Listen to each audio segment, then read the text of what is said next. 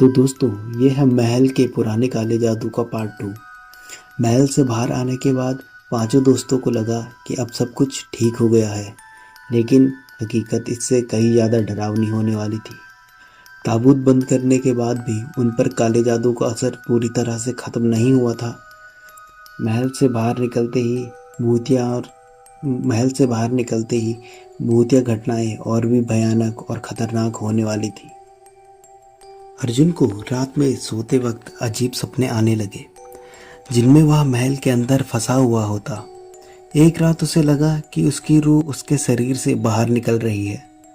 उसने अपनी ही परछाई खुद से अलग होते हुए देखी। अब अर्जुन की परछाई खुद जीने लगी थी और उसे हर वक्त डर लगने लगा था। अर्जुन जब भी किसी शीशे में देखता, परछाई उसे घूरती और उसके गले पर हाथ रखकर दबाने की कोशिश करती।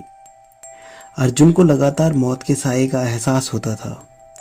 हर रात उसे लगता कि कोई भारी वस्तु उसके सीने पर रख दी गई हो, जिससे उसकी सांसें घुटने लगती। एक दिन अर्जुन घर के बाथरूम में नहा रहा था, जब अचानक पानी से खून बहने लगा। उसने डर के मारे बाथरूम से बाहर भागने की कोशिश की, लेकिन दरवाज़ा बंद हो गया। तभी अर्जुन ने आईने में एक खून से लथपथ चेहरा देखा, जो धीरे धीरे उसके करीब आने लगा। अर्जुन चीखने लगा, लेकिन उसकी आवाज़ बाहर नहीं जा सकी। आईने में उसका चेहरा देखते ही देखते खून में बदल गया और उस परछाई ने अर्जुन को एक जोरदार धक्का दिया।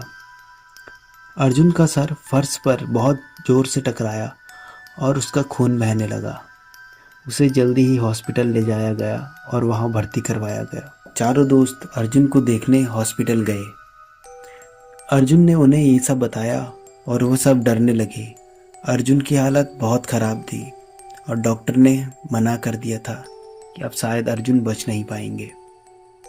और ऐसा ही हुआ। 2 दिन बाद अर्जुन की मौत हो गई। अर्जुन की अंतिम क्रिया के बाद वो चारों फिर से मिले। वह अब बहुत घबरा चुके थे, क्योंकि उनका दोस्त पहले ही मारा जा चुका था। अब वो सोचने लगे कि अब आगे क्या किया जाए। तो एक दिन वो किसी मंदिर के पुजारी से मिले। पुजारी जी ने उन्हें बताया कि इसमें मैं तो तुम्हारी कोई मदद नहीं कर सकता, लेकिन उन्होंने उनका संपर्क एक तांत्रिक से करवाया। वह रात को तांत्रिक से मिलने शमशान घाट गए। तांत्रिक ने बताया वो किताब कोई आम किताब नहीं है। उस किताब को एक बहुत बुरे तांत्रिक ने करीब 1000 साल पहले लिखा था। उस किताब में काले जादू की कई विद्याएं लिखी हुई थी और उसके बाद उस किताब को जागृत करने के लिए एक बलि भी दी गई थी, जिससे वो किताब बहुत शक्तिशाली हो गई। साल गुजरते रहे और वो किताब जहाँ भी जाती वहाँ भूत प्रेतों का साया आ जाता, वहाँ भूत प्रेतों का कब्जा हो जाता। फिर एक दिन वो किताब राजा के महल में लाई गई और करीब 5000 पंडितों ने उस किताब को एक सफ़ेद ताबूत में बंद कर दिया और उस ताबूत को राजा के महल के तहखाने में रख दिया गया। लेकिन उसके बाद राजा के महल में भी अजीब अजीब घटनाएं होने लगी। कुछ समय बाद रानी की तबीयत बहुत ख़राब होने लगी और उन्हें परछाइयाँ दिखने लगी थी। उसके बाद जब राजा को शक हुआ तो उन्होंने तहखाने में देखा, वो ताबूत काला हो चुका था। उसके बाद वहाँ फिर कुछ पंडितों को बुलाया गया।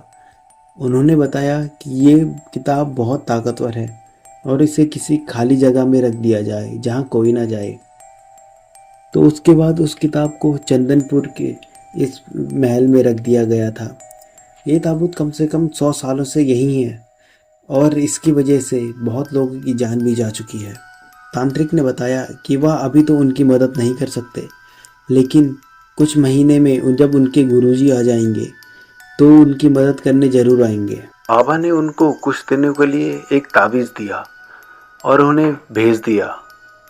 वो लोग अपने अपने घर चले गए, लेकिन उन्होंने अपने परिवार में कुछ भी नहीं बताया था कि उनके साथ क्या क्या हुआ।